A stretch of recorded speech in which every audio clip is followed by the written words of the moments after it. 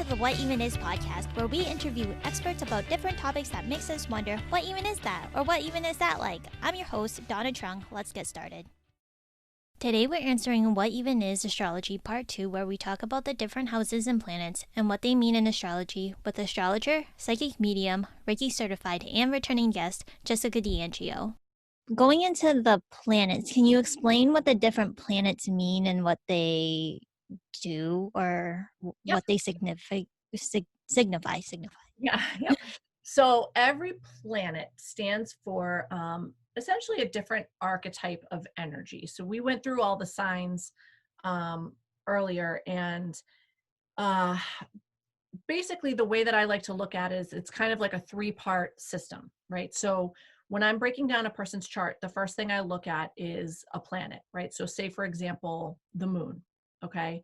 And just to kind of qualify, in astrology, we call everything a planet. I know the moon is not a planet. I know the sun is not a planet. I've actually had people correct me and be like, actually, the sun's not a planet. And I'm like, I know that. It's just a shorthand thing that we do in astrology. We call everything a planet. So even though, I know the difference. Some of the things I work with are asteroids. Some of them are mathematical points, right? But just for shorthand's sake, we always say planet. So the planet, for example, in this example, the moon, is kind of like the what, right? So step one is what type of energy are we dealing with? And that's what the planet stands for. So in this case with the moon, we would be talking about your emotional energy, right? Your emotional body, your subconscious, your fear nature, your instincts, kind of your most basic primal drives, conditioning, mothering, right? We talked about a lot of this stuff before. And then we move up to step two, which is how, right? How is this energy going to be expressed? So your moon is in Gemini, my moon is in Cancer. We both have emotional bodies, but because our emotional bodies exist in different energy fields, we are going to experience emotions in a different way, right? That's the how, that's the sign. So we have, somebody like me who's moon sign Cancer, who's going to be really sensitive, who's going to be very, kind of very nurturing towards people, very protective of my own feeling nature, very protective of my loved ones, but not outwardly so, right? The moon is kind of very internal energy that we don't really allow other people to see, versus someone like you with moon in Gemini, who's going to be much more restless emotionally, much more verbal, right? Cancer is not, is perfectly fine to attack if something's kind of coming after it, but otherwise we'll keep things kind of more close to the vest, versus somebody with moon in Gemini is going to be expressed much more socially, kind of much more all over the map, really. Like you had said, that journaling is something that you enjoy doing. That's not necessarily something that someone with a Cancer moon would find therapeutic, right? It's just a different flavor, essentially. Oh, yeah, that makes sense because my sister is a Cancer moon and she says that, yeah, I hate journaling. Like, I don't get the point of it and stuff like that. That makes sense, though. Yeah, so we just like to hang on to our hurts and never actually holding grudges, right? Mm-hmm. um And then, so it's what is step one? So that's the moon. How is the sign, right? So for me, moon in Cancer, for you, moon in Gemini. And then the third level is where. So like what area of life are we most likely to express our moon sign energy? And this gets us into the house placements, right? So for example, in my chart, Cancer is my 11th house. So my moon in Cancer is in the 11th house, which means that, I express my feelings in a nurturing and sensitive way, and they're most readily seen by my friends and groups and networks, because that's what the 11th house covers, right? So we haven't dived into your chart yet, so we'll kind of get to all this, but and as a practical matter, something like the moon is going to be expressed just about everywhere, right? Moon sign is like one of the big three. It's one of the core parts of you. Mm-hmm. So realistically, you're going to bring your moon sign traits to just about everything that you do. But the idea being that wherever, whatever house the moon sits in your chart, that's going to be kind of where you find the strongest Mm-hmm. expression, right? So for me, again, 11th house, it has to do with kind of being nurturing, being sensitive, to the collective, right? To networks, to, to kind of, to larger groups of people. That's essentially what the 11th house covers. Wait, I have a question. Because you talked about like houses. I was gonna get into this later, but it just seems so prominent into what you're talking about now. When you're talking about like different houses, like, oh, you said your 11th house is in Cancer. What does that mean? Like, what are like the different houses?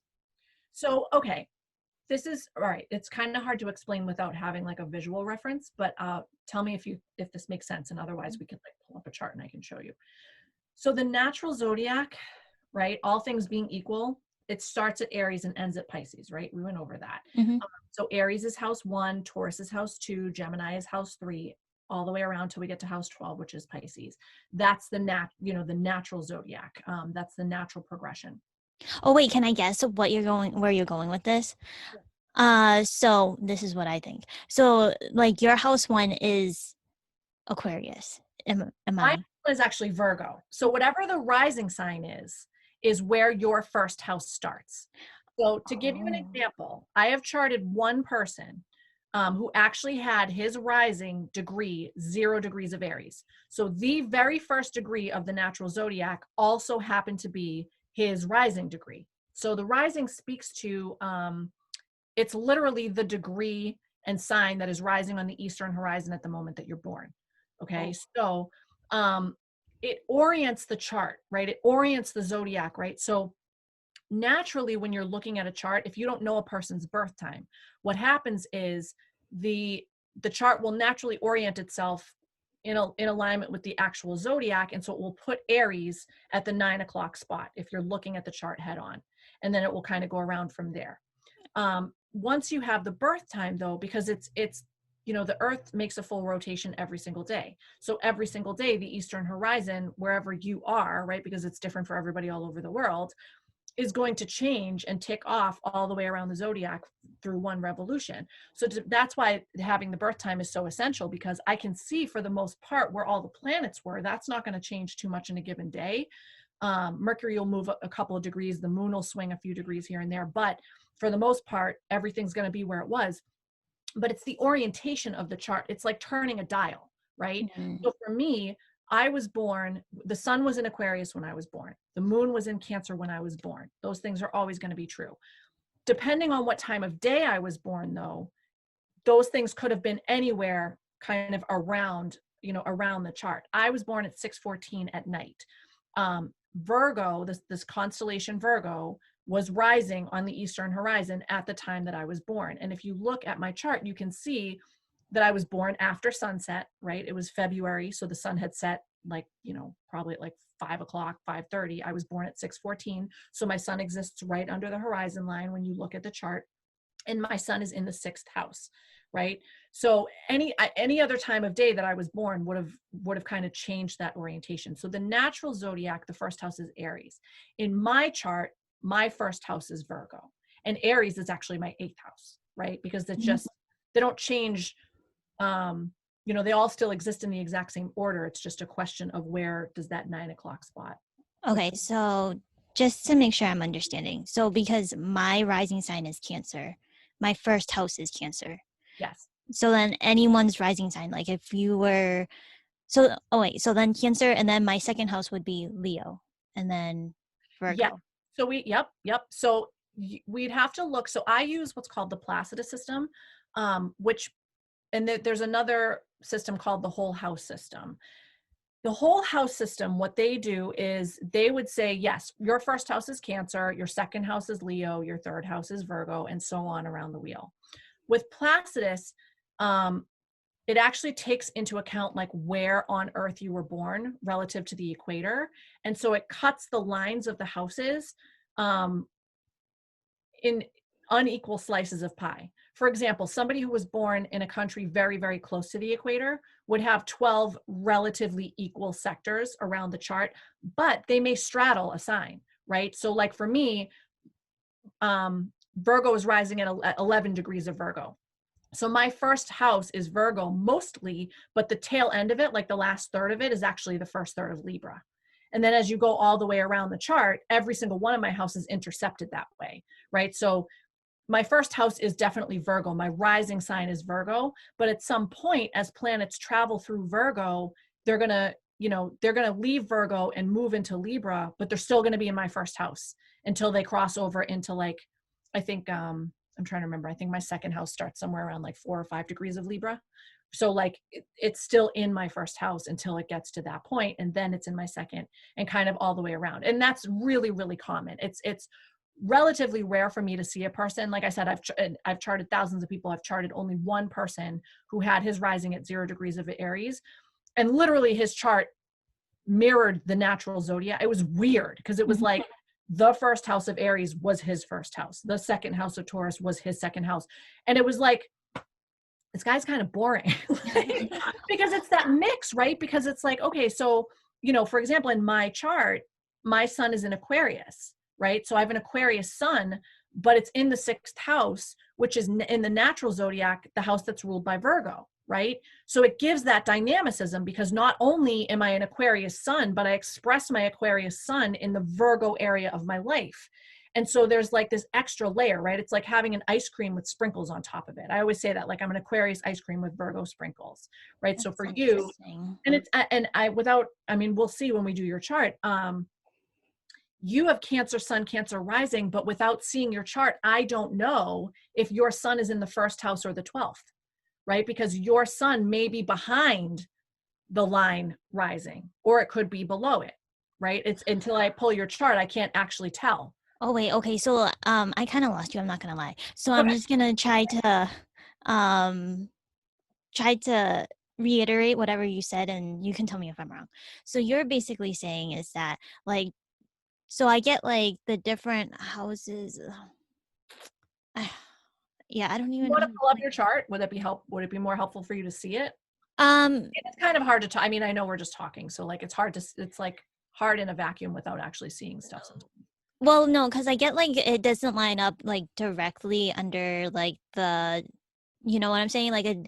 so okay, so but then what you're saying is basically like I might not be full like my rising is Cancer, right?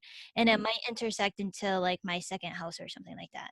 Or Yes, Cancer, depending on, so for example, if your rising degree was like 15 degrees of Cancer and your sun was at 10 degrees of Cancer, then that would put your sun in the 12th house because your first house doesn't start until 15.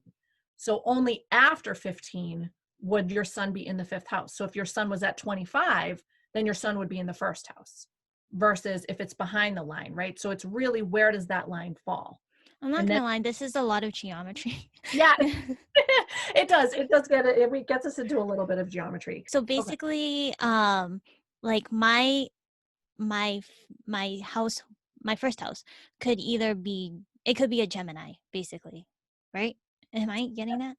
So your first house would not have Gemini in it. If your Wait, I'm so rising confused now. if your rising sign is Cancer, Uh-huh. that means your first house is either made up of all Cancer, some Leo, or depending on where you were born. You were born around here, right? So Yeah. probably wouldn't be that big. There are some cases where, for example, if your rising degree was like 28 degrees of Cancer, like the very, very end of the sign, it could be that most of your first house is Leo and that you actually have a little bit of Virgo in your first house, like at the very, very end. Wait, why? Well, because sometimes that's just the way that the houses fall out. We have to look at it. You're going to Okay. be so confused. The more we talk about it, the more I'm going to confuse you. Like if you could see this for yourself, then you'd be like, oh, okay, I get it. But It's then, because the way that I thought it was like degrees, right? So then it depends on the different degrees. And I get the Leo because the Leo is right after the Cancer, right? Yep. Um, and then I'm not really sure where the Virgo jumps in because the sign. After Leo. So and that's why I was saying with the Placida system that I use, right, there's a difference between the whole house system. So the whole house system is going to put 30 degrees in every house, regardless of where you were born. It doesn't take into account that there are different longitude lines that would make it, that would make a difference between how much time the sun spent in different houses. Because, think about it. If you're born really far north of the equator, there are going to be times of the day where these houses are much, much bigger. And then there's going to be times of the day where they're a lot smaller. And that's what I see for people who were born in like really far north, like in Canada. I charted a guy who was born in Manchester, England. Mm-hmm. And his first and seventh house are like huge. And then the rest of his houses are like, I mean, his first and seventh houses took up 2/3 of his chart because he's just born so far north that's, that's just the way it looks. And then people who were born in the Southern hemisphere, same thing. Like if the further south you go, it just has to do with the, the positioning of the earth and the way that, the way that the sun rotates. If you think about how much daylight are you getting at certain times of year, right? Then that also makes sense because it's all based on a full rotation of the earth, a full rotation of a day. So right now we're at a time of year where the day, the days are getting shorter. There's less and less sunlight, and that will be reflected in the astrology chart, right? So the times when we're getting the most amount of sunlight are going to be the houses that are bigger, right? Mm. Versus the time, when we're in the summer and, it's daylight all the time, then the houses tend to look a little bit more evenly, kind of day and night are equal. And so that, the houses tend to be more evenly dispersed around. I know this kind of gets us into like highly technical stuff, but No, it's okay because it's interesting for me. I don't know for the audience, but I think I get it now. I get it now because I was born at a time where the Cancer sign was rising, like on the east. So it was the Cancer. So that's why Gemini wouldn't be there because Gemini, it would only happen if I was. Gemini Yeah, would be behind it, right? yeah, Because yeah, yep, yeah. because Um, Gemini comes before Cancer. And so your moon is either in the 12th house, or depending on how the houses fall out, you might have moon in the 11th house. It really just depends on where Gemini, like how do the lines fall on your particular chart. yeah, Once you know exactly what that rising degree is, then it all falls out very easily. It's just hard to talk about like in the abstract. But if you saw the picture, you'd be like, oh, okay, I get this. yeah, yeah, And houses, just so you know, houses trip everybody up. Like I have to explain this to people so often. And it's funny because I mean, this is what I do every day, right? So like I take for granted that people don't understand the house system. And because for me, it's like second nature to just like be like, oh, and it's in your seventh house. So that's what this means. And people are like, wait, what? And I'm like, okay. So then I have to back out and kind of explain this whole thing to them. And it's very, very common for me to have to explain it over and over and over again because people really, really get lost on the house placement stuff. It's it tends to, people who learn visually have a really hard time talking about it. They yeah, have to see it, right? They have to be able to like actually visualize it. And then sometimes I even have to pull out and make it kind of 5D for them. And it's like, okay, this is the sun. This is the earth.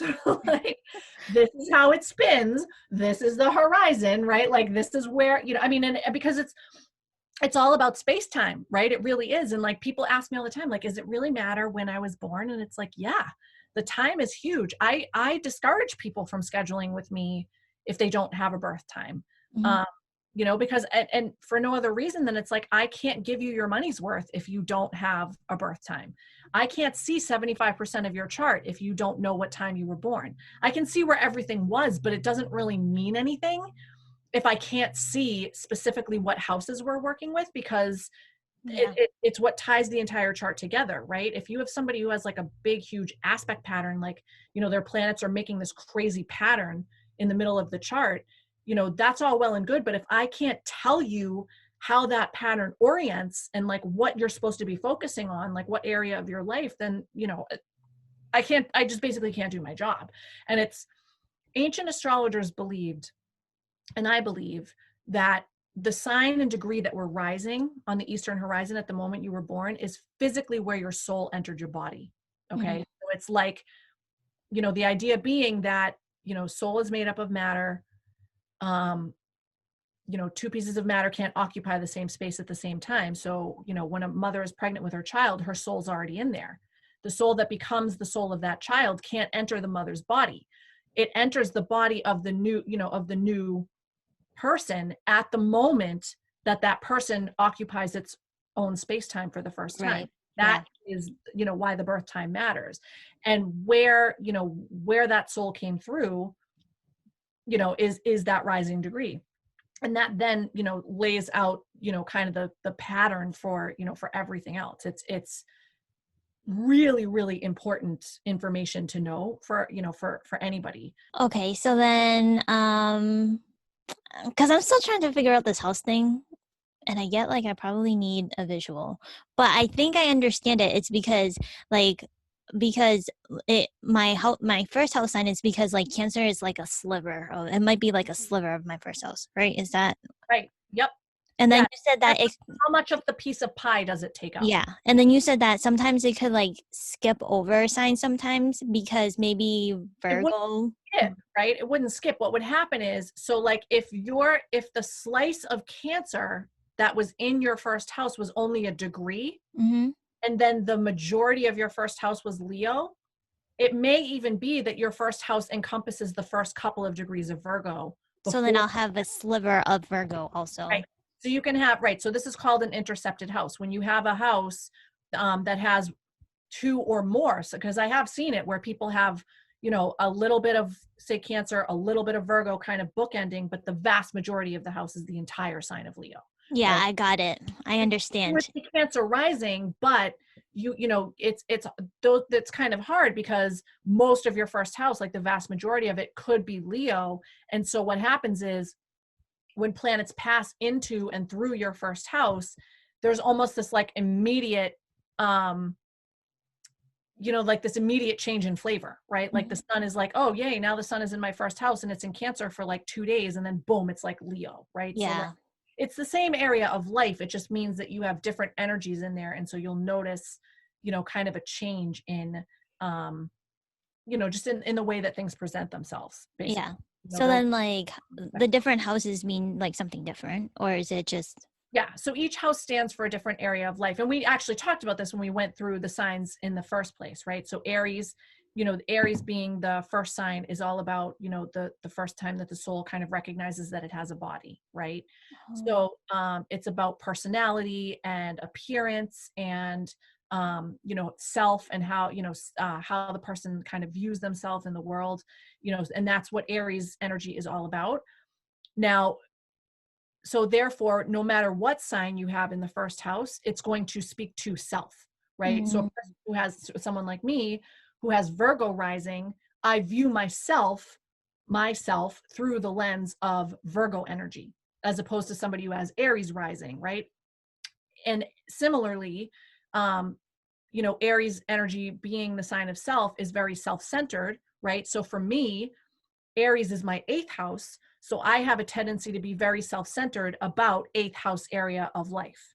oh. You know what I'm saying? Yeah, So so it kind of intersects with each other. exactly, right. Okay.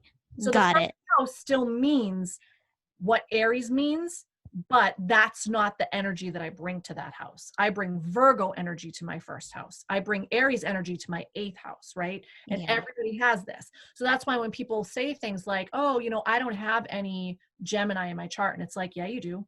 Everybody has Gemini in their chart. You may not have any planets that were traveling through Gemini, at the time that you were born, but you sure as hell have Gemini in there somewhere. It rules an entire area of your life, and it pays to know what that area of your life is, because that's an area of life where you're meant to be very social, very informative, very, whatever, right? Like it's so it's everybody has everything somewhere, right? Like Wait, it's a but question. I have a question.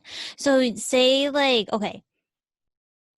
So so the last thing on my chart would be like a Gemini, like in the house system.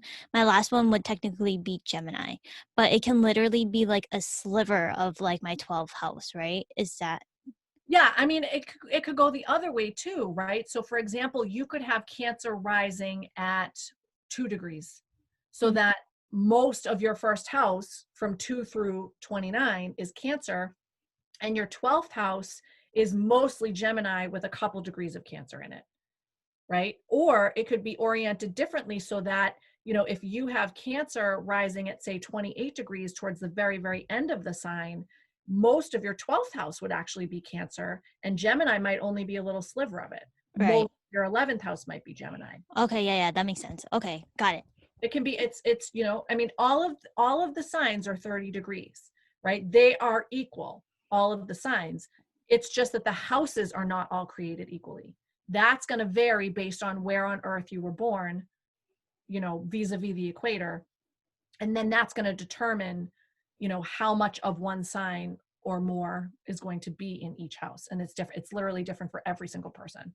It makes sense now. Okay, I got it. Okay, moving back to the sign. I mean, to the planet. So you went over moon. So the sun sign, this is what I've read online. It's like your ego, right? Am I understanding that?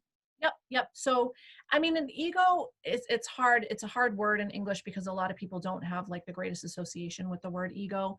I like to use purpose, right? The sun is really kind of your spirit, right? It's your essence. It's the focus of kind of your overall personality. It's the most visible part of you. So I will usually kind of compare sun and moon by saying that the moon sign is how you see yourself from the inside out, and the sun sign is how people view you from the outside in. Both of them are part of you, but they're, depending on where your sun and moon sit, they can be very, very, very different. So somebody who was born during a new moon and has sun and moon in the same sign is, those people, I tend to think that they're relatively lucky because the way that they view themselves is actually the same way that other people tend to view them. Mm. They don't have that disconnect of feeling like, oh, well, I think I'm saying this, but this person isn't perceiving what I'm saying, right? Versus someone like me and you have a similar thing going on where my moon sign is so vastly disparate from my sun sign that, I view myself one way, people view me completely differently.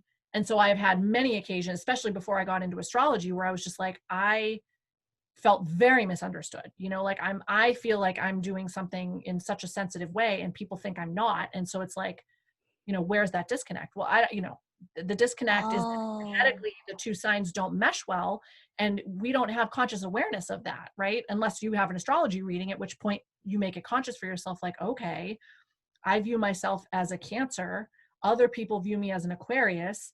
Cancer energy is very nurturing and sensitive. Aquarius energy is very logical and insensitive. Somewhere along the line, as my feelings process into thoughts and then, and then turn into behaviors, something's getting lost in translation because people can't see my moon, right? Mm. I see my moon sign. I see my moon sign traits. I feel my moon sign traits. People only see the sun, right? They don't actually see the moon unless you let them, which most people don't do, right? Like people that we grew up with, people that knew us when we were children, intimate partners, right? They'll see our moon sign traits, but nobody ever sees the full scope of your moon except you. You're the only person that ever Oh, sees it. okay. So then, like the sun. Okay, so but what's the difference between like the rising and the sun sign then? So the rising, this is a great question. I hear this one all the time. And if you were to research it, it's really hard because there are so many astrologers out there who kind of pussyfoot around what the rising sign is. And you'll read things like, oh, it's like a second sun. It's the first impression that you make. It's the mask that you wear.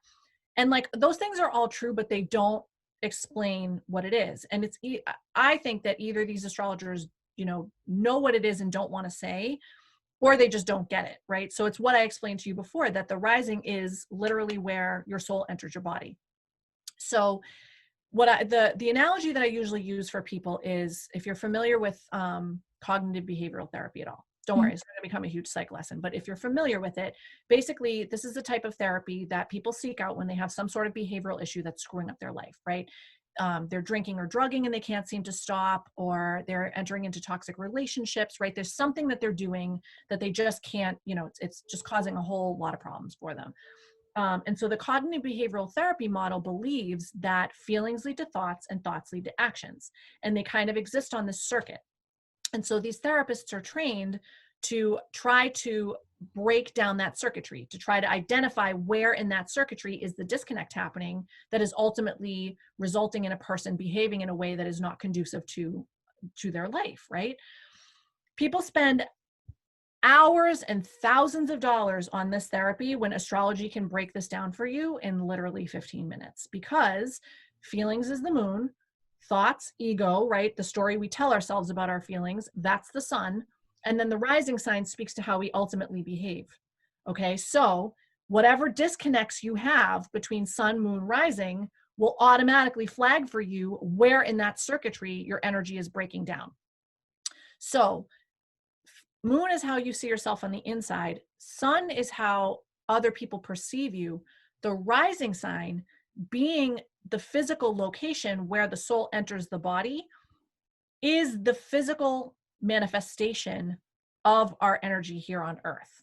Okay, so all of the energies that we'll talk about, all the planets, Sun, Moon, Mars, Venus, Pluto, all of it, they're all parts of you, energetic parts of you, but they're intangible, right? I can't touch your sun sign energy. You could sit here and tell me about a fight you had with your boyfriend and you're so sad, and I can experience your moon sign energy, but I can't touch it. If I was sitting next to you right now, I could put my hands on your Cancer energy.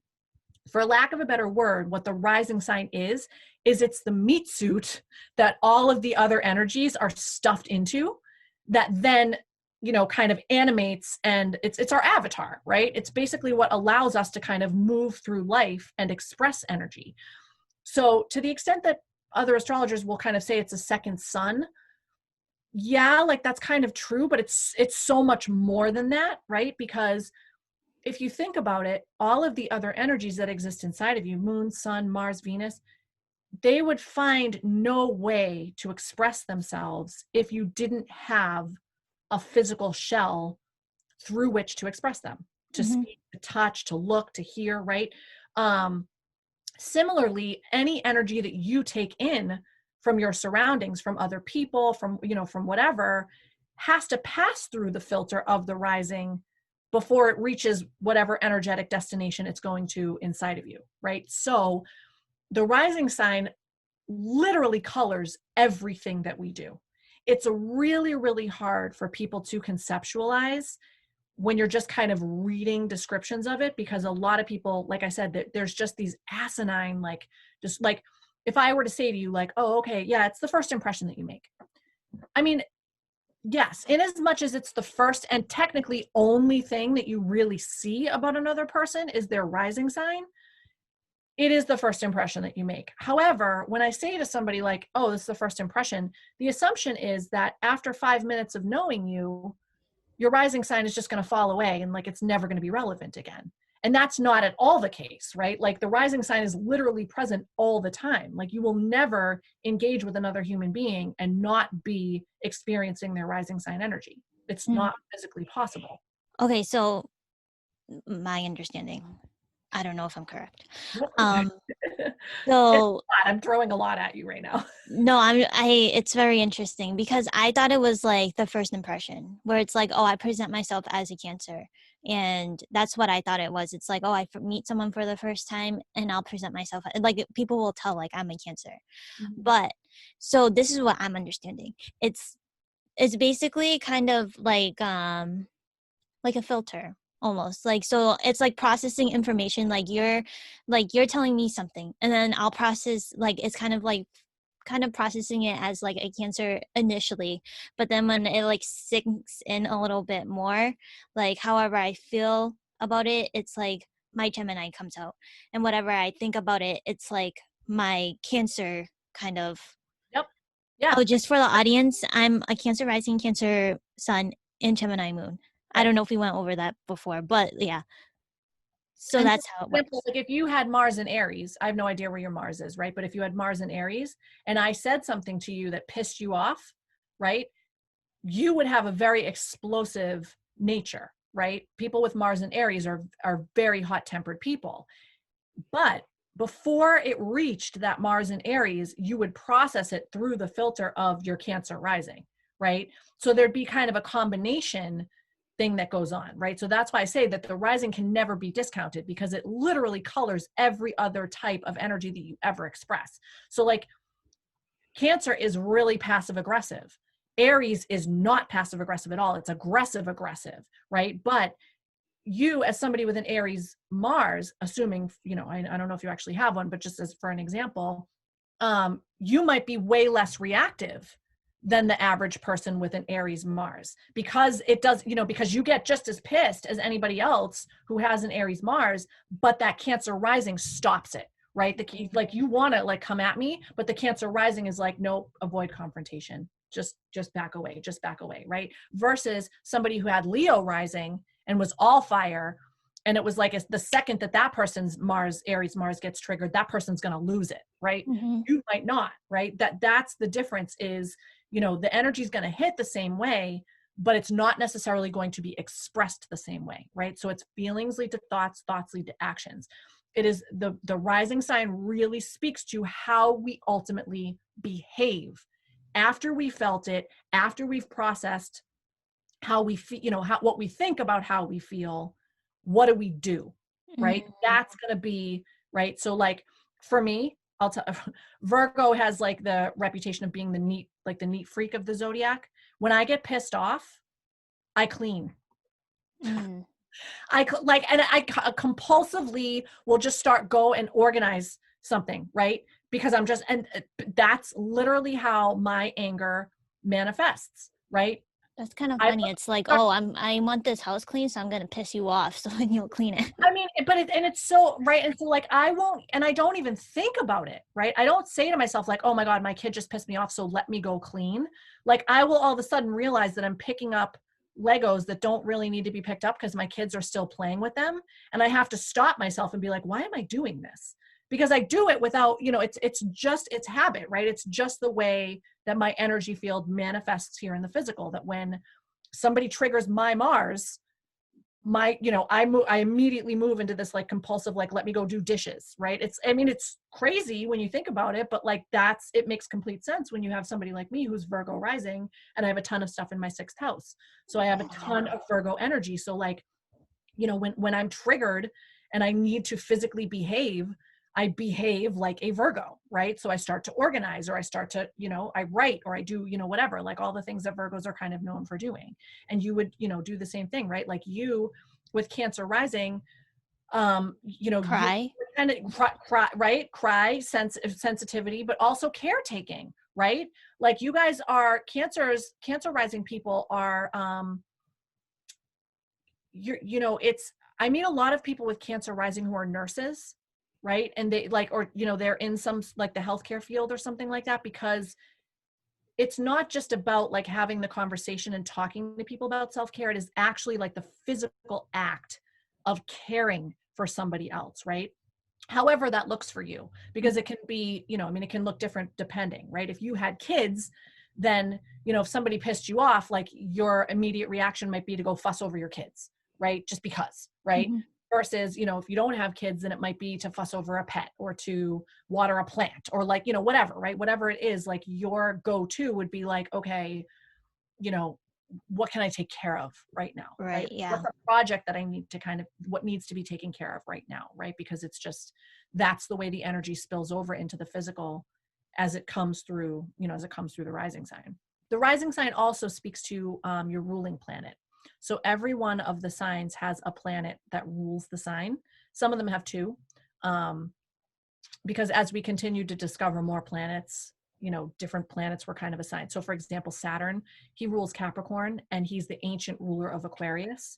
But then when we discovered Uranus became the ruler of Aquarius. So now they co-rule, right? So Aquarius is considered to have two rulers.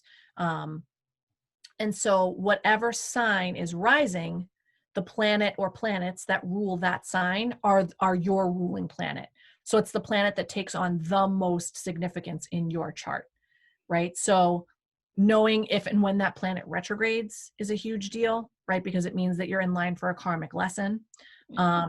Basically having an idea of where that planet is at all times and what house it's traveling through, because that's an indication that that's an area of life that you should be focused on at that time, right? There's so much that kind of goes into this, that most people walk through life completely unaware. Wait, Right? okay, you know how like Mercury retrograde is like a big thing. I don't know, I hear about it all the time. Yep. So I think I learned from something that Mercury is communication. Yep. Thoughts, communication, transportation. Yeah, so then what sign is assigned to Mercury? Is it Aries? It's nope. Mercury rules Gemini and Virgo. And Mercury retrograde is awful for me because it's my ruling planet, right? So it's literally never the case that Mercury goes retrograde and something doesn't go completely shit in my life, right? But Mercury retrograde, so Mercury being the closest planet to the sun, he retrogrades the most frequently. And so he retrogrades 3, sometimes 4 times a year. I think that is why people know about Mercury retrograde more so. Like I talk to people all the time, and they don't know that literally all of the planets retrograde, all of Wait, them. even the moon? Because I feel like it can't. Sun and moon don't retrograde. Okay, yeah, that's what I thought. Because I was like, oh, that doesn't apply to me because I'm a moon. Right, your moon ruled, Mhm. exactly. So Leo rising people are ruled by the sun, Cancer rising people are ruled by the moon. Everybody else, all the other 10 signs are ruled by a planet. And so all of the other 10 signs have to worry about some retrograde, right? So there's pluses and minuses to being a Cancer or Leo rising. So the plus is that you don't ever have to worry about retrograde. The minus for somebody like you with Cancer rising is that the moon is, she covers, so she spends about 2.5 days in every sign. She cycles the entire zodiac in like 29 days. So it's really, really like, even though you don't ever have to worry about retrograde, what you do have to worry about is moodiness, because every 2.5 days, your ruling planet is in a completely new flavor. And so it's like every 2.5 days, you're kind of thrust into like a new, into a new energy field. Do Leos have the same issue or? Well, yeah. So Leos, I mean, it's interesting with the sun because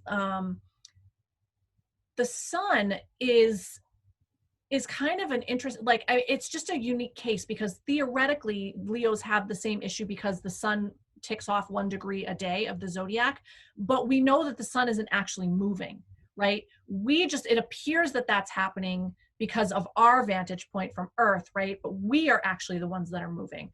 So people with Leo rising tend to actually be very, very stable, almost too much so. um Leo rising people have it's a very, very unique presentation, because because having the sun as your ruler, these people are, I mean, I know I keep saying the word unique, but there's really not a better word for it. And it really kind of depends on what's going on underneath, because the rising is just one piece of the puzzle. Right. You kind of have to know what's happening, kind of underneath. But, you know, in the most basic terms, the job of a Leo rising person is to shine, right? To be visible in some area. And that's, basically it's going to be determined by what the rest of the chart says, like, where are they supposed to be shining? But yeah, having the sun or the moon rule is definitely like slightly different than having, somebody like me, Mercury retrograde or Mercury ruling, and having it retrograde on me, 3 times a year is freaking nightmare. But then I always laugh at people because they're like, oh, well, I had a person not too long ago who, was all freaked out about the most recent Mercury retrograde, and she was Sagittarius rising. And I'm like, why are you worried about, and she's like, well, it's Mercury. And I'm like, yeah, but you're a Jupiter ruled person. Like, Jupiter rules Sagittarius. Like, I mean, I'm not going to discourage anybody from following the stars if that's what they want to do, but don't panic about Mercury retrograde if it's not. I mean, don't panic about it anyway, because it's really not that big of a deal. Mm-hmm. It just means that there's some area of your life where you've kind of made a little too much forward motion and you need to pull back a little. That's, essentially what that means. That's what all retrogrades are for. They don't come in to screw up your life. It's more that, whatever energetic area we're talking about, you've made a decent amount of forward progress. And so the universe is like, pause and contract a little bit, because it can't always be onward and upward, right? There has to be times where we stop and say, okay, I've made like a lot of advancement, is this sustainable? Do I need to pull back in some way? What, I need to review this, whatever. Very, kind of mundane and not all that exciting, to be perfectly honest, but people like, get Yeah, all. I feel like with Mercury retrograde, everyone makes like a big deal out of it. And Yeah. like for me, I'm like, I don't really know. So then I saw in this podcast thing, or it was like a YouTube video, so I saw it, I didn't just hear it. She said that with Mercury retrograde, because it rules communication, it could mess up, like if you need to communicate something, it could like mess your communications up or something like that. Yeah. So when Mercury goes retrograde, basically, again, a lot depends on where in your chart it's happening, right? So for example, I get this question constantly. Oh, Mercury is about to go retrograde, and I broke up with my boyfriend not too long ago. Does that mean he's going to contact me, right? Because people think that that's what Mercury retrograde is all about, right? Like getting, and yes, it is entirely possible that Mercury retrograde will bring somebody from your past back into your life. But if Mercury is retrograding in your 10th house of career, then unless your ex-boyfriend was also your boss, chances are that's not going to be how Mercury retrograde presents. If Mercury is retrograding in your 7th house or your 5th house, right, your 2 relationship houses, then yeah, chances are good that an ex might pop into your life, right? There could definitely be, a resurgence of a former relationship during that time. So it's, what tends to happen is, communication goes one. Perfect example, the election that we just experienced, that we're still experiencing, happened during a Mercury retrograde. That is exactly why we are still experiencing the election that happened a week ago. Communication, right? Mail-in ballots, all of the transportation, moving around, the act of voting, all of that is Mercury stuff. All of it, right? It all falls under the purview of Mercury. So to have him be kind of out of sync at the time when such a big decision needed to be made, the decision is going to get flopped, right? That's essentially what I will advise people all the time during Mercury retrograde is like, wherever he's retrograde, you will be presented with some issue that needs to be kind of marinated on, right? Like you need to sit and think about this issue. You're going to feel like you need to act on it right away, but that's a trap, right? The universe doesn't actually want you to act on it. The universe just wants you to think about it.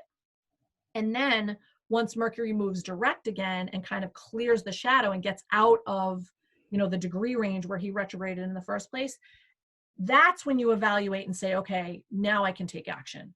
But until then, you're really not supposed to do anything. Wait, how long is it retrograding for? So the Mercury in particular, the retrograde cycle lasts 6 to 7 weeks.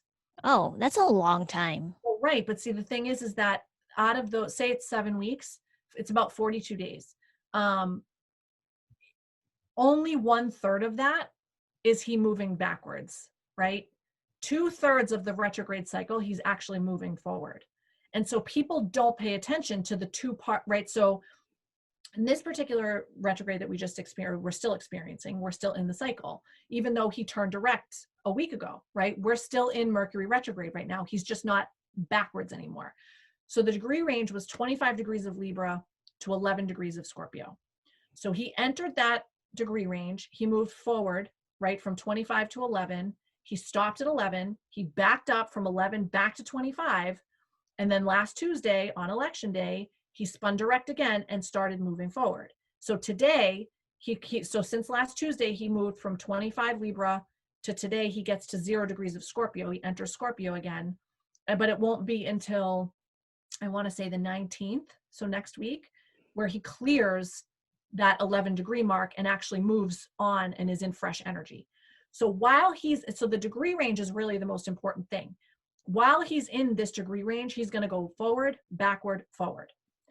Most people only pay attention to the part where he goes backwards. And then they think, we're done. And it's like, no, like that's like walking into a movie halfway through and wondering why everyone's fighting, right? You missed the beginning and you're about to miss the end because you won't shut up, right? Like you have to pay attention from the beginning because during the first pass, some lesson will get introduced to you. During the second pass where he moves backwards, at that point, you will be given a chance to review. And then on the third pass, when he moves forward again, that's the time where you integrate the lesson, right? So it's about kind of reflecting on what you've learned and really sitting with it and making decisions about how you will act, but not actually acting until in this case, until he hits 12 degrees of Scorpio, because at that point you are assured that he's in fresh, clear energy.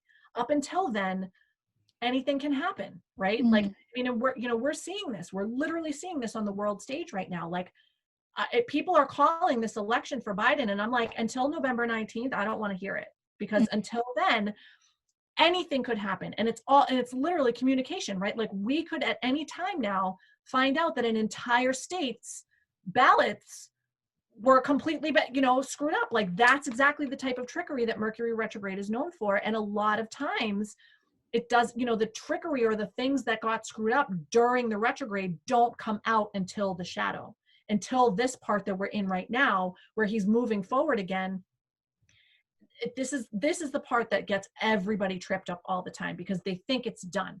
Oh, Yeah. he's moving forward again, so everything's fine. And it's like, nope, until he clears that shadow, so anything could happen. So if you make a decision too early and then you get subject to information, right? Like the media calls Biden president, right? And Biden starts doing all this stuff. And it could very well be that between now and next week, the courts decide that Trump is president, right? And so then it's like, okay, how many people made decisions based on thinking that Biden was going to be president for the next 4 years, as opposed to just waiting out the cycle, right? Like this is obviously, the election is like a very extreme case. It doesn't usually play out on the world stage the way that this is, that this one's happening. But I saw this one coming months ago. I actually did a video about this and was just like, this election's going to be a shit show, and we are not going to know who gets elected right away. It's nuts, but that's always the way that Mercury retrograde works. But then it only affects people individually if your ruling planet is... So if your ruling planet is Mercury, every Mercury retrograde is going to affect you. If your ruling planet is not Mercury, then it may or may not affect you. That's when you really have to get into your chart. So for example, if Mercury, say for example, in your chart, you're not a Mercury ruled person.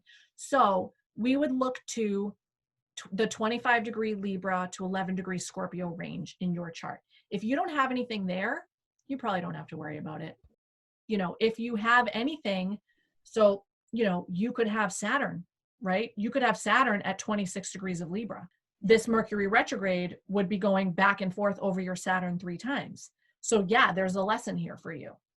It depends, right? Because you're not Mercury ruled, you have to resort to the chart and kind of look and see, okay, well, let's isolate the degree range. Do I have anything there? If you don't, chances are this will just be a blip. You may suffer from some communication issues, because you may be dealing with somebody who has Mercury prominent, right? You may be dealing with another person who's getting hammered.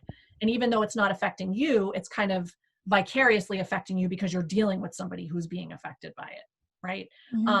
But it's not hammering your particular chart. Versus, if you have 2 or 3 planets that are right in the degree range, you may not be Mercury ruled, but you should probably pay attention to this one, because there are 3 energetic sensitive spots that are going to get lit up 3 times by the same planet. That's usually the universe's way of being like, yeah, something needs to be focused on here, right? Okay, yeah. And so if you don't, you can be proactive and decide that you're gonna, kind of look into it yourself, or you can just sit back and the universe will throw it in your path. We can't escape the energy pattern that we're born into. People try, but I've never met a person that succeeded yet. So the next one is Venus, and I'm guessing this one's love. So Venus is love, money, and relating. So Venus energy, she is kind of all about, I think relating is almost the better way to like really think about her. I mean, certainly love relationships, but she speaks to so much more than that, right? It's love in the way we love other people, but it's also about the way we love ourselves, right? Venus represents self-esteem, money, right? Finances, she rules that. And that's a big deal, and kind of independent of, or hopefully independent of. There are a lot of people who tie their self-worth to how much money they make. And that's kind of sad, but, unfortunately that is the case. But so she is all about kind of, aesthetics, beauty, right? The way that we perceive things. People who have Venus prominent are usually very, very lovely people. I can always tell a Venus ruled person. So Venus rules Libra and she rules Taurus. And it's really funny because I've started to notice like the key things about when a person has Venus prominent in their chart. So I charted a woman not too long ago, and it was so funny because this was actually pre-COVID. I did the reading at her house and we're sitting at her dining room table, and she had this beautiful red lipstick on. And we're in her house, right? Like I'm sitting there thinking to myself, as a Mercury ruled person, I don't wear lipstick, period. But if I did, I can't imagine putting it on for somebody to come over my. But it was really funny because before I had even charted her, I was like, I guarantee that she is either Taurus or Libra rising. And sure enough, she was Taurus rising. And so I was just like, there it is, right? Because she's, it's second nature to her, right? beauty and she's a beautiful woman. And it was, I mean, it shows, like, it radiates, and she's very feminine and very like, Venus energy is really obvious if you know what to look for, right? People who have prominent Venus or like well aspected Venus tend to do well financially. Wherever she shows up in your chart, it shows an area of your life where you are, where you just bring a lot of loving attention, right? She's most comfortable in the second house. That's where she is good about making sure you have all the resources that you need. And then in the seventh house, if you have Venus in the seventh house, you're usually pretty blessed in relationships, romantic and otherwise. It doesn't always have to be romantic. She covers relating in any. So, that's why, I mean, she's love, but I always like to qualify and say she's so much more, right? Mm-hmm. Because here's your Venus energy anytime you're sitting down and talking to another person, right? Unless you just don't give it, like, unless you really just genuinely don't care about, talking to that person or making any type of impression on that person. Or you're really mad and you're using your Mars energy instead. But like, most people care and want to present like a nice face to another person. They want to relate well. And so that, that's what Venus is kind of all about. Wait, is that why I ask so many questions to people? Because my Venus is Gemini. Yes. Oh, yeah. Yeah, the moon and Venus both. Yep. Yeah, so it's very, very curious. All right, so then we have right? We do Mercury. Yeah, Venus, Mars. Yeah. Mars. So Mars is aggression. Mars is like raw physical energy. He also speaks to motivation, right? So Venus and Mars it's kind of sometimes helpful to think of them together. So Venus represents what you want. Mars speaks to how you go get it. So Mars, depending on where he is, really determines what your motivation factor is like in life, right? Are you the type of person that really goes after what they want? Are you more of a passive aggressive person? Or, are you completely docile and just, super shy and like never want to go after things? He rules the sex drive also. So like, always a good idea to have, to know where a person's Mars is if you're in a romantic relationship with them, because you can kind of gauge, Mars it's actually very helpful because you can gauge a person's ability to be faithful by where their Mars sits, sign and house, right? I mean, that matters too. But yeah, so he's and also, just again, like physical energy, like actually moving, right? Moving your body. When people go through really serious Mars transits, I will often tell them, just go for a walk, right? Like go get, even if it's just go and spend that physical energy, because when Mars is prominent for a person, it's it's a buildup of energy that wants to be, kind of Released. Yeah, exactly. And if they release it, then it stagnates, and that's when they, they'll get sick. If they don't kind of move the energy. So yeah, that's Mars. And then, so we have Mars, and then, okay, so that's Mercury, Venus, Mars are the personal planets. So those three, just basically regulate our day-to-day life, right? So Mercury, Venus, and Mars are energies that we will use every day, not constantly, right? But it is very rare that you're going to get through a day without using each one of those energies just in some capacity. Then we get to Jupiter and Saturn. So Jupiter and Saturn are in the middle. I call these guys the intermediaries. So they have a very interesting job. So the personal planets, Mercury, Venus, Mars, are about, our personal lives, our day-to-day lives. The transpersonal planets, which are the outer planets, Uranus, Neptune, Pluto, they are more generational planets. So these guys move super slow, and entire generations of people are born with these planets in one sign. So they don't really, unless they're touching one of the personal planets, they don't have much of a say in our day-to-day lives. They more influence us collectively. Jupiter and Saturn in the middle kind of regulate that experience, right? They kind of decide like how much of collective energy is going to be infused into our personal lives, and then vice versa.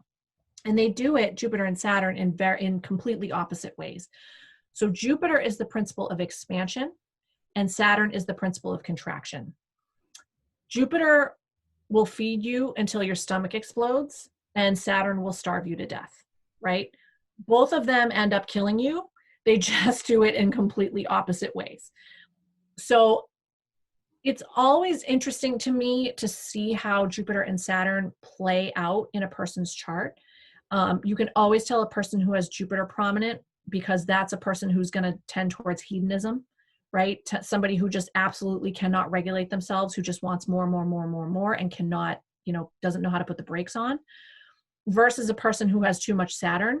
Those are the people who are just miserly and, just completely like they're so stuffy they can't get out of their own way kind of thing. Ideally, you want to see a nice balance between the two, but not all charts are created equal, right? Everybody has their challenges, and sometimes, Jupiter and Saturn, sometimes that is the challenge, right? Is to try to figure out a way to get them to play nice with each other.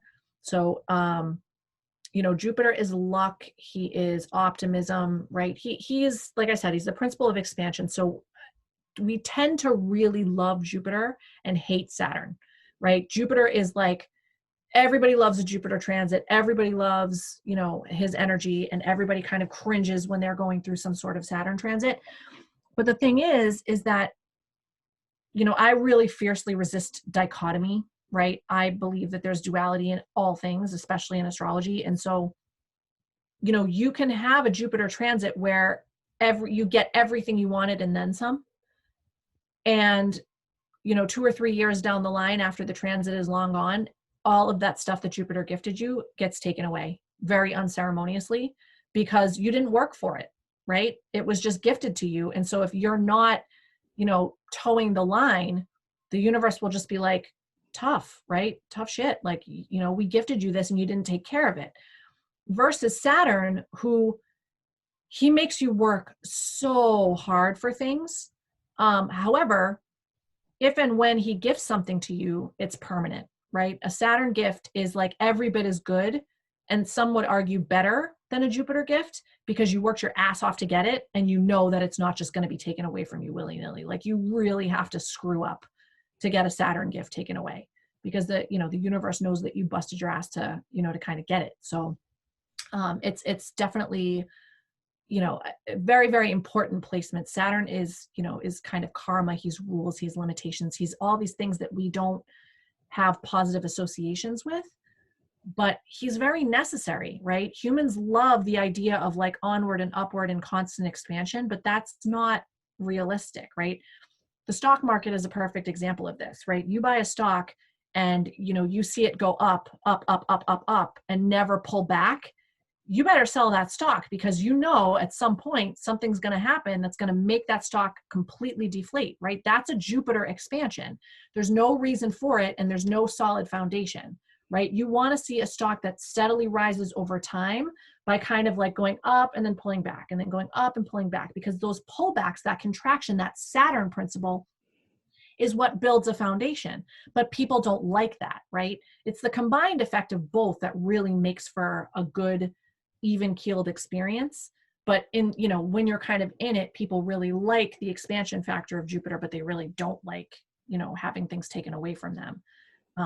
But again, the universe doesn't, if the universe is taking something away from you, it's not because you're being punished, right? It's because you either need to work harder for it, or it was too much, or it wasn't right for you in the first place. Like, there's always some cosmic reason behind it. So Jupiter and Saturn are very, very very key in every person's chart. They really are what keep us balanced, right? Kind of along the karmic path, like, towing the line and doing what we're supposed to do, ideally, depending on what your chart looks like. If you have one more prominent than the other, then it pays to know that and to really try to work the energy of the one, that you don't, that doesn't come naturally to you, because that's the way, that's really the way to make sure that you have more of a balanced life experience.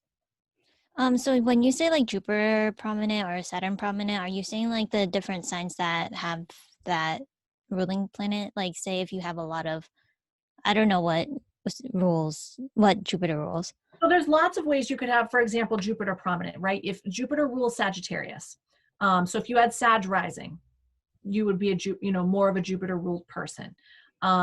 Or, for example, maybe you have Cancer rising, but your natal Jupiter is in Sagittarius. So meaning he's in rulership, right? So he's very strong.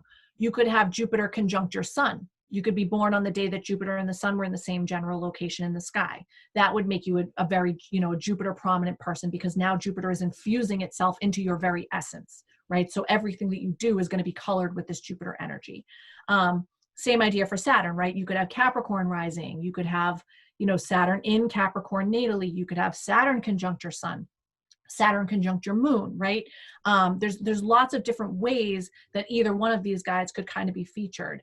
I've seen in some cases, like, okay, in my own chart, I have Jupiter in Gemini and I have Saturn in Leo, and they're both in detriment, right? So what that means is that Jupiter rules Sagittarius, which is the opposite of Gemini, and Saturn is one of the rulers of Aquarius, which is the opposite of Leo.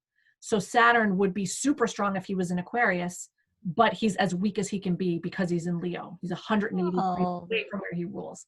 Same with Jupiter. Jupiter would be super strong if he was in Sagittarius, but he's as weak as he can be because he's 180 degrees opposite. So I have weak Saturn and Jupiter. However, I have a perfect, exact Jupiter-Saturn sextile. So my Jupiter is at 26 degrees of Gemini and my Saturn is at 26 degrees of Leo. So they form an aspect to each other that is exact. So even though they're super weak, they balance each other out because they communicate directly with each other from signs that are very compatible and dynamic. So I have it's like I have checks, but I also have minuses, right? And that's kind of what we do when we go through a person's chart, is we make a note of okay, these are the checks. These are, where these planets are strong. These are where they're weak. And then we evaluate, overall, okay, you are more so for me, I don't have Jupiter or Saturn prominent. I have they're completely neutral, right? At first blush, they look really weak, but because they form that sextile to each other, that kind of negates the overall weakness.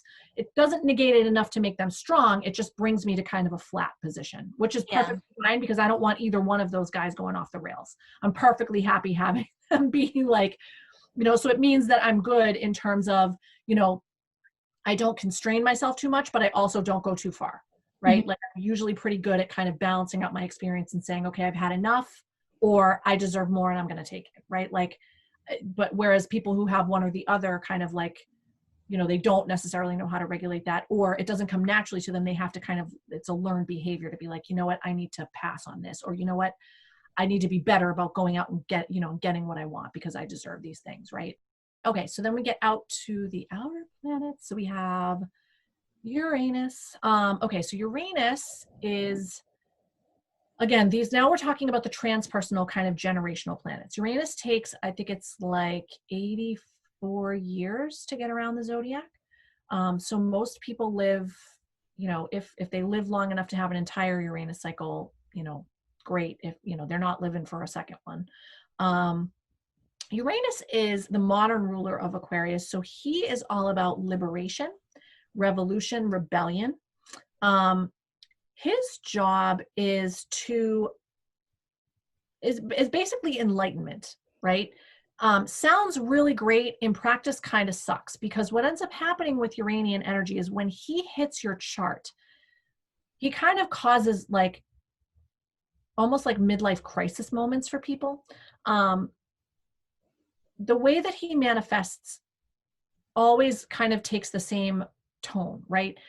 Something comes out of the blue, something completely unexpected that you absolutely did not see coming, and it is 99 times out of 100 very, very disruptive in the short term. It is not something that you were like, oh, awesome, right? It really depends on the aspect that he's making. So for example, I just had the sun, my Uranus is at 18 degrees of Scorpio, 16 degrees of Scorpio. So the sun over the last few days has been going over my natal Uranus. So I was at the beginning of the week when I was looking at my transits, I was like, oh, interesting. So Uranus is in my third house, which means that I was in line for a surprising communication, right? Some communication out of the blue that I was not going to expect, right? But it's cool because it's like, okay, I know that this is coming, right? So I can't wait to see what it is. Sun gets to 16, sun gets to 17, and I'm like, oh, I still haven't gotten anything. This morning, I get a message from the woman about the podcast, and I was like, totally out of the blue. Like I did this podcast with her months ago and it was awesome. It was a great experience, but it wasn't something I expected to turn into like a permanent opportunity. But again, it's third house, it's communication, right? It's a podcast, it's a surprising, and so I was like, right.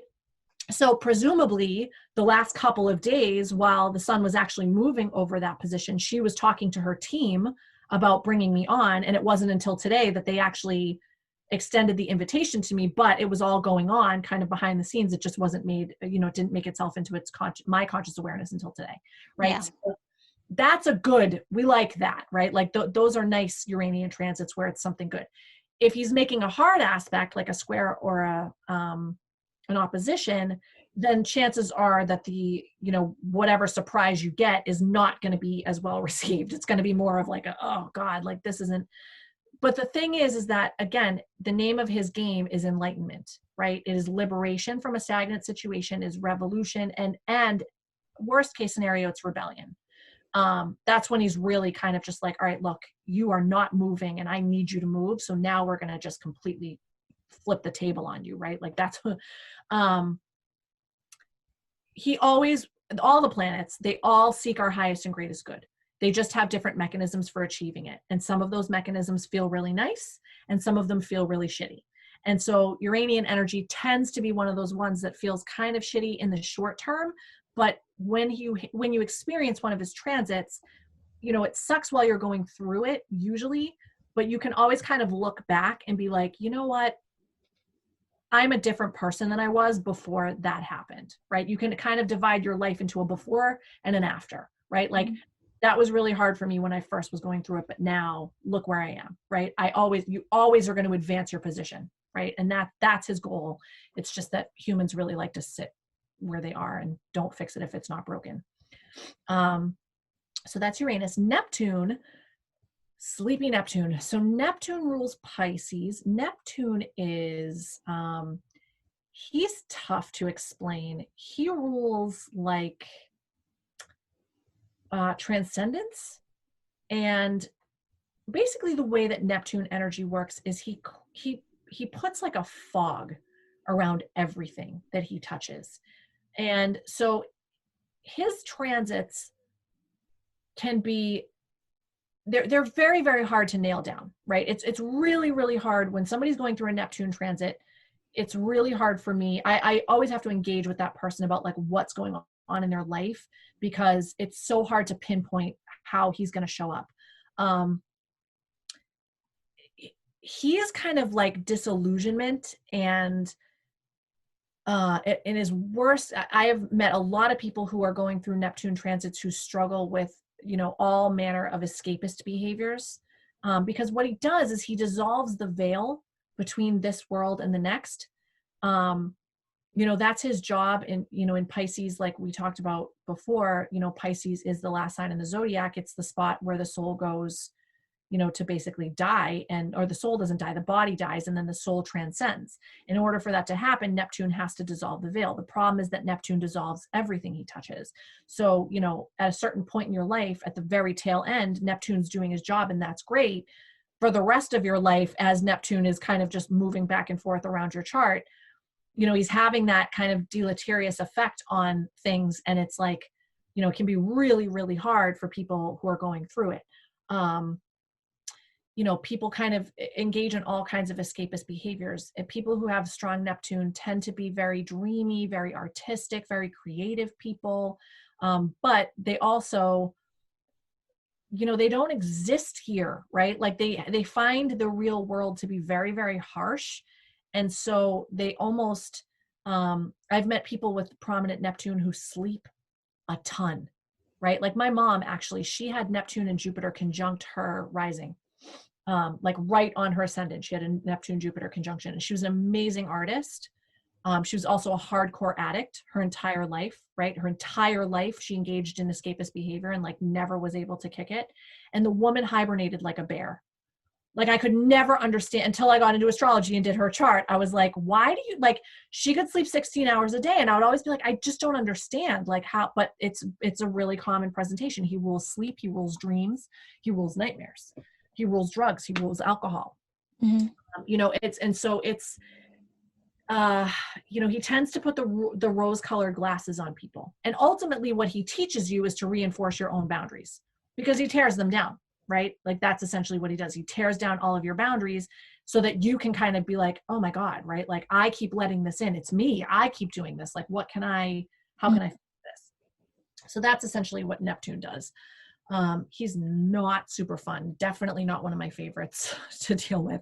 And unfortunately, that's kind of how the outer planets tend to manifest. Their lessons are just super intense. Mm-hmm. And then Pluto, last but not least.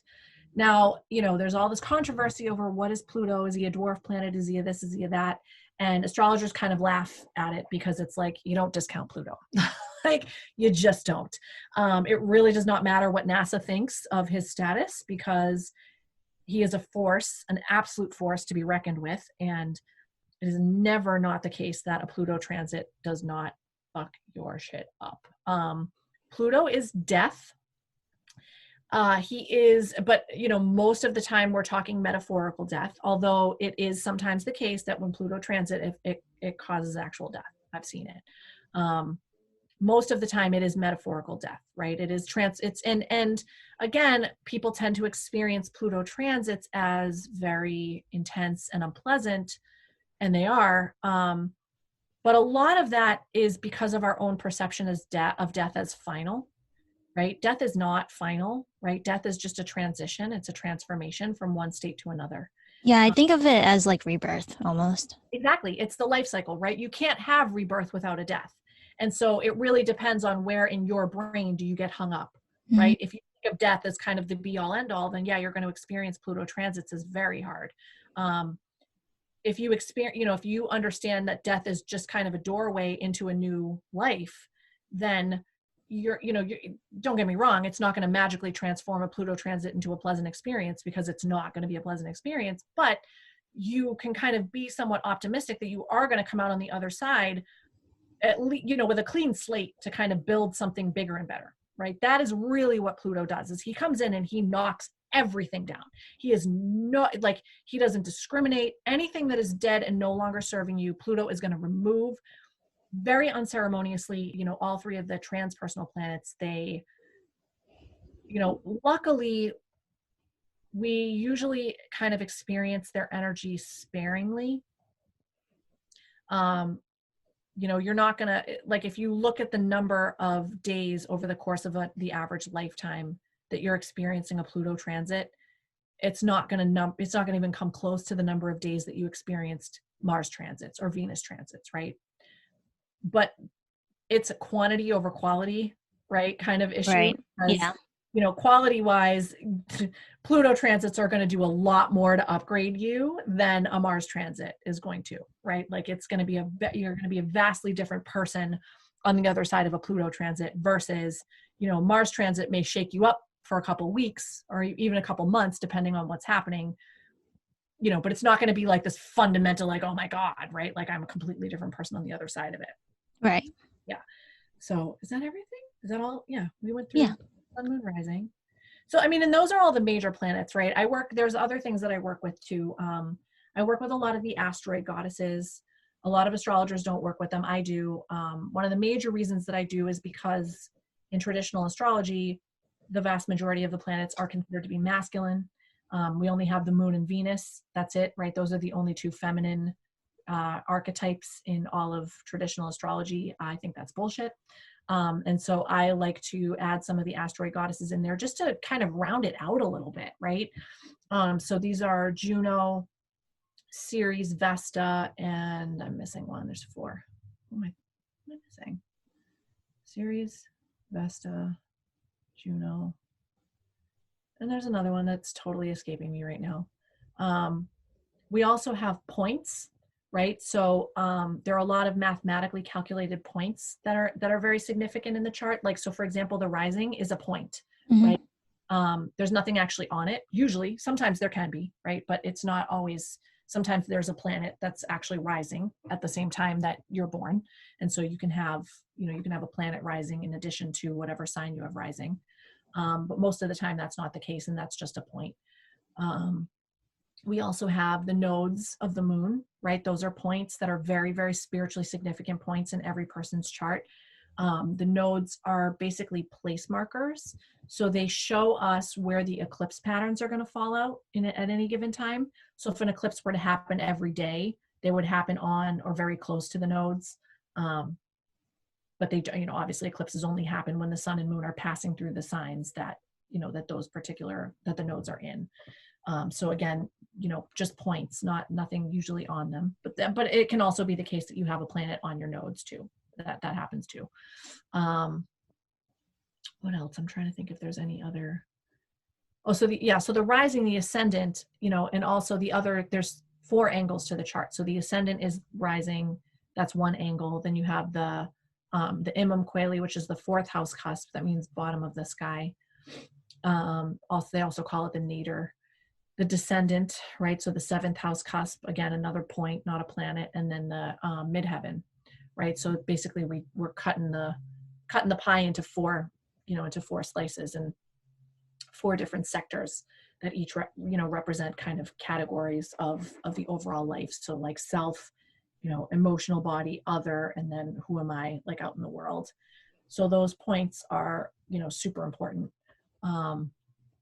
Another point that I work with quite a bit is Black Moon Lilith. So Lilith is so the moon, as she revolves around the Earth, she actually does not revolve around the Earth in a completely equidistant orbit. So at some points in the cycle, she's close to Earth, and at other points in the cycle, she's pretty far away. And that it's an ellipse, and the ellipse itself actually rotates too. So Black Moon Lilith represents the spot on that ellipse where the moon would be furthest from Earth at any given time. So when we have super moons, like a super full moon, that means that the full moon is culminating at a time when the moon is really close to Earth, versus when when the moon is really far away. So Lilith represents that kind of spot. So if moon is like mother, Lilith is like anti-mother, right? And so she's a fun energy. I mean, I do work with her. I look, she's in there every time I pull a chart. She's not prominent a lot in people's charts, but it is always interesting when I do find her prominent. The people that I find, and she's got one of those energies that expresses very, very differently in women versus men. So Lilith, if you're familiar with the myth, was Adam's first wife in the Garden of Eden, right? God, when he originally made humans, decided to build them both from the ground up. And so Lilith perceived herself to be equal to her husband. And so she, quote unquote, would not submit to him, which meant that, basically she refused to be in the submissive position when they had sex, right? She wanted to be on top sometimes. And Adam was like, no. And so they submit their kind of grievance to God. And Lilith makes the case basically saying that, well, you built us both the same, right? You built us both from the earth. Like, why shouldn't I be equal to my husband? And God is like, no, right? Like basically sides with Adam and banishes her from the Garden of Eden. So she gets kicked out of paradise for being too sexual, right? And then God goes on to make Eve, and this time he fashions Eve from Adam's rib so that she will always understand that she's subordinate to him. Interesting. Right? Yeah, bullshit. In Supernatural, Lilith was like, have you ever seen Supernatural? Oh, it's a pretty good show. But it's very biblical based. Like, it's not heavily like Bible, but it mentions like different angels and stuff like that, and like uh what's that called when the devil comes up, like when basically the apocalypse is gonna come. Or like I know what you're talking about. Yeah. But she is one of the demons that's like trying to break all of the seals so then that the devil can come up. Yeah, so she's demonized, right, by the church, and in the Bible as we know it today demonizes Lilith. So there's lots of different sources of her myth. And so, essentially what her energy represents in an astrology chart is kind of taboo, unbridled female sexual energy. And women, as a rule, tend to do better with that type of energy because we are women and we get it, right? Versus men who largely have no friggin' clue what to do with feminine sexual energy, right? I mean, that's kind of sad how few men actually know what to do with it. But it also, speaks to our status as kind of outsiders, right? The slut shaming and things that go on in a patriarchal society. This archetype is very, very pervasive in our world still, right? Where it's like, women can't, there's kind of this unspoken rule that women are expected to use their sexuality just enough, right? If you take it too far and you get too powerful as a sexual being, then you cross that line and all of a sudden you're cast out of the Garden of Eden, right? You can no longer, but and all women are supposed to basically just find that line, right? As opposed to just telling men, fuck off, we're equal and we can do what we want. Right? Like, so it's very, very interesting energy with men because they don't really know. I mean, to their credit, like they're just conditioned by the patriarchy at this point, right? So it's a shame. It's a fixable shame, but a shame nonetheless. They tend to project it because they don't know how to embody it. And so, energy that we don't own doesn't go away. We just kind of tend to project it outward. And then what ends up happening is it comes back to us in the form of people who embody that energy for us. So right. A man, Lilith, is really interesting. It's a good idea to kind of know where it is because it shows you in a man's chart the type of woman that turns him on specifically because she scares the shit out of him. Oh, that's cool. Yeah. So I've charted men who have Lilith. Like I charted a guy not too long ago who had Lilith. I think Lilith was like right on his midheaven. And it was funny because, I asked him, I was like, do you have like a history with like female bosses? And he was just like, what? Like you could, and I'm like, and he did, right? He did. Like he had had an affair with one boss and like he had, another boss who just, he thought that they were getting along really well and she ended up firing him. And it turned out like, I mean, there was another situation where it wasn't his boss, but he like got involved with somebody that he worked with. And this woman, he broke up with her and she like completely went like woman scorned on him and like aired his dirty laundry like to everybody that they worked with. So he had like this like crazy turbulence of attracting like these, quote unquote psychotic women through his job, like through his work. And I was like, you think maybe it's time to stop shitting where you sleep? Like, yeah, because when I explained it to him and he was like, oh my God, like, I can't believe that you can see this in an astrology chart. And I was like, well, it's really prominent for you, right? Like, I mean, I can't remember, it was on his midheaven, but there was something else triggering it too. Like, I want to say that Venus was in there too, right? So like, there was like this interesting energy where like Venus was making him very attractive at work, right? Like he brought this beautiful energy into his job and women were attracted to him in this setting. But then there was always this twist, right? This like twist of the knife because Lilith came in and was like at the end, always kind of twisted the knife in his back. And I was like, so, the lesson here is do not date people at work, right? Like you don't ever do it because I'm telling you right now with this energy in your chart, it's never going to change and it's never going to end well for you. Like Lilith energy never ends well for a guy. Like, Right. It's always, the woman always goes nuts, right? Like, I don't know if you remember, I don't even know how long ago this was now, but there was a story in the news cycle a long time ago where this woman who, she was like an astronaut or something, and she fell in love with another astronaut who was married. And like, I can't remember exactly like the details, but at some point in the saga, she like put on a diaper and drove across the country to find him. Really? Yeah, because she was so like obsessed and like basically was like, had been like torturing him. Like he had an affair with her and then he broke it off and like was trying to go back to his wife. And she like, kept on harassing the wife and like doing all this crazy stuff. And then when they finally managed to like cut her off and like the guy moved, like they were in Florida or something, I think, because they were astronauts, like they worked for NASA. And I think the guy like eventually moved his family to Texas to like try to get away from this woman.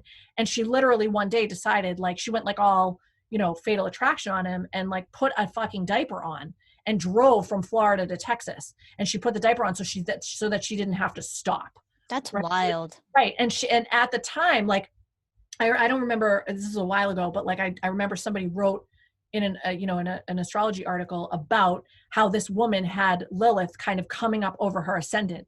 at the time, and Jupiter at the same time, right? So Jupiter was inflaming the Lilith energy, and it was manifesting through her physical form. So she felt compelled to act, right? Like she had to do this. And it like, it's nuts, right? So you see like people do these crazy things, and there's always some astrological something going on in the chart that just 1000% explains it. But it's amazing like how divinely creative the universe is, right? Because you're It's just just like I just feel so bad for her because it's like, oh, when she's like looking back on it, she's like, I don't even know why I did right. that. That's not the kind, right? Like she will never go through that transit again, right? Not and but in it's that, you know, that one moment of kind of, you're going to make this decision and it's going to color the rest of your life, right? Like it became national news for a little while because it was so, you know, so psychotic, like what she did, right? And so it's like that's what you're known for, is that one freaking, you know, Jupiter conjunct Lilith conjunct your ascendant transit, like, you know, Right. like it's like, but yeah, so Lilith, I mean, she's fun, right? She's one of those ones that like I said, she doesn't come up often, but when she does, She's wild. some of my favorite stories come from people who are experiencing Lilith transits, and I'm just like, oh my god, like Wait, so I actually have another question. It's quick. So we're just basing all of this off of this one solar system. Do you think that like in another solar system, like the whole astrology would be like completely different? yeah, totally. And I think that if we like I've actually played this game in my head that if we lived on Mars, Earth would be a planet. And like what would Earth's energy be like, right? Like how would it be interpreted by Martians, right? Mhm. Like stuff like that. But we also, I mean, I this isn't really my forte. I've just kind of ventured into it a little bit, just kind of from a curiosity standpoint. But there are astrologers who focus on fixed stars, right? So Sirius and Regulus and like you know, some of these stars that do not, like they move, I mean they move, but they move so slowly that they sit on 1 degree for like 2000 years, right? So for example, Sirius, um Sirius is considered the spiritual sun of the United States. The founders of the United States chose July 4th as the day that they would sign the Declaration of Independence, specifically because on July 4th and 5th every year, our sun conjuncts Sirius at 14 degrees of Cancer, right? So they picked that day on purpose using astrology so that our sun, the sun of the birth chart of the United States, would always reflect, you know, the status of Sirius, which is considered to be a very spiritual star, right? Mm. And so it's, you know, there's all kinds of astrologers who focus on these fixed stars and their meanings. I honestly didn't even realize there was like so much into astrology like It's that. it is insane.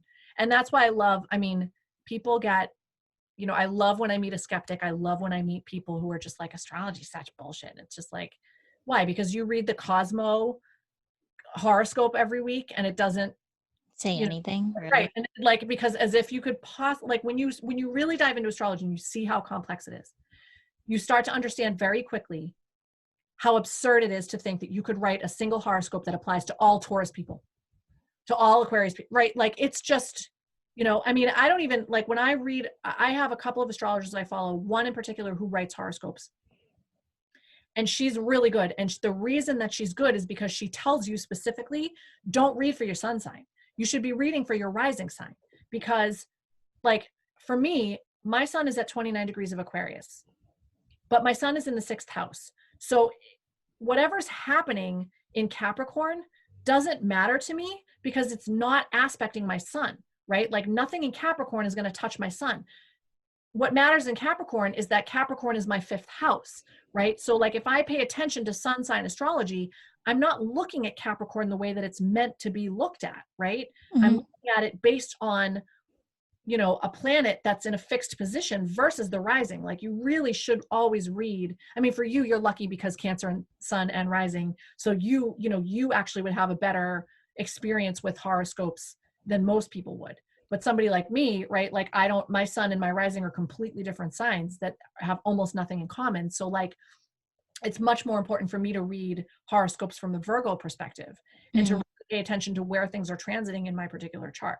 Because paying attention to the sun, unless something's going over 29 degrees of Aquarius, which only happens in the winter, right? Like nothing's really, like, there's not much that you're going to say about that. So there's not really going to be a horoscope that, that applies to me and every other Aquarius on earth. Like that's just silly to even think. Right. Yeah. But yeah, this was a very insightful episode. I might have to break this up into 2 parts because it's just like so much information. It is. It's a lot. Thank you for talking to me about this and taking your time, definitely your time, because this definitely took us like 4 hours. And then I'm like so excited to see my birth chart too. Can't wait. If you're interested in learning more about yourself or your birth chart, you can book a birth chart reading with Jessica on her website at MsFortuneAstrology.com. That is MsFortuneAstrology.com. You can also find her on Instagram at MsFortune1111. That is MsFortune1111. Or like her Facebook page and check out her YouTube channel at Miss Fortune Astrology. Thank you for listening to the What Even Is podcast. If you like this episode, please share and subscribe. And don't forget to follow us on Instagram at What Even Is Podcast so you can DM us a topic that makes you wonder, what even is that?